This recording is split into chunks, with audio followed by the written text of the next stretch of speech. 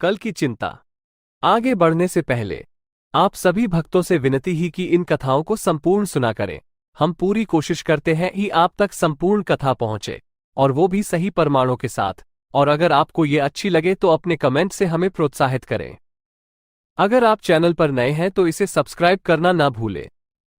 चलिए आगे बढ़ते हैं। एक राजा की पुत्री के मन में वैराग्य की भावनाएं थी। जब राजकुमारी विवाह योग्य हुई तो राजा को उसके विवाह के लिए योग्य वर नहीं मिल पा रहा था। राजा ने पुत्री की भावनाओं को समझते हुए बहुत सोच विचार करके उसका विवाह एक गरीब सन्यासी से करवा दिया। राजा ने सोचा कि एक सन्यासी ही राजकुमारी की भावनाओं की कद्र कर सकता है। विवाह के बाद राजकुमारी खुशी खुशी सन्यासी की कुटिया में रहने आ गई। कुटिया की सफाई करते समय राजकुमारी को एक बर्तन में 2 सूखी रोटियां दिखाई दी। उसने अपने सन्यासी पति से पूछा कि रोटियां यहां क्यों रखी हैं। सन्यासी ने जवाब दिया कि ये रोटियां कल के लिए रखी हैं। अगर कल खाना नहीं मिला तो हम एक एक रोटी खा लेंगे। सन्यासी का ये जवाब सुनकर राजकुमारी हंस पड़ी। राजकुमारी ने कहा कि मेरे पिता ने मेरा विवाह आपके साथ इसलिए किया था क्योंकि उन्हें यह लगता है कि आप भी मेरी ही तरह वैरागी हैं। आप तो केवल भक्ति करते हैं और कल की चिंता करते हैं।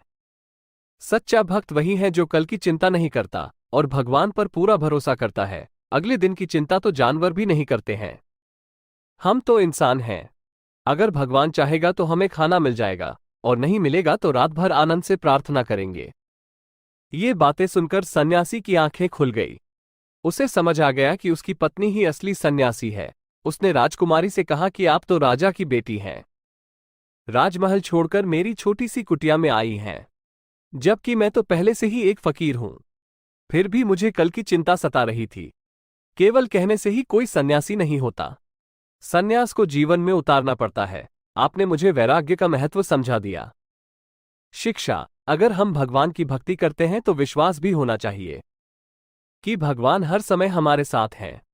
उसको भगवान हमारी चिंता हमसे ज्यादा रहती है। कभी आप बहुत परेशान हो, कोई रास्ता नजर नहीं आ रहा हो तो आप आंखें बंद करके विश्वास के साथ पुकारें। सच मानिए, थोड़ी देर में आपकी समस्या का समाधान मिल जाएगा।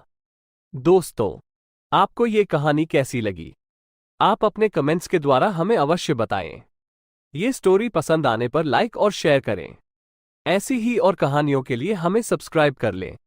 धन्यवाद।